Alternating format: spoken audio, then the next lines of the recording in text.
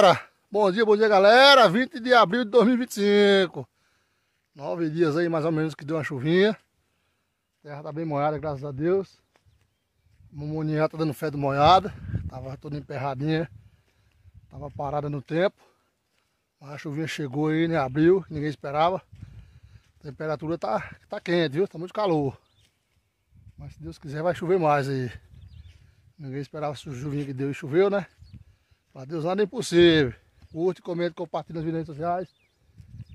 Marivaldo Diniz, Fazenda Diniz, Besouro de São Gabriel, região de Irecê, Bahia. Domingão de Páscoa, uma feliz Páscoa para todos os meus seguidores que tá aí nas redes sociais assistindo meus vídeos. Aqui na Fazenda Diniz, Besouro de São Gabriel, região de Irecê, Bahia. Chama que é sucesso. Um abraço para todos os meus seguidores do mundo. Lá fora. Chama. Mera.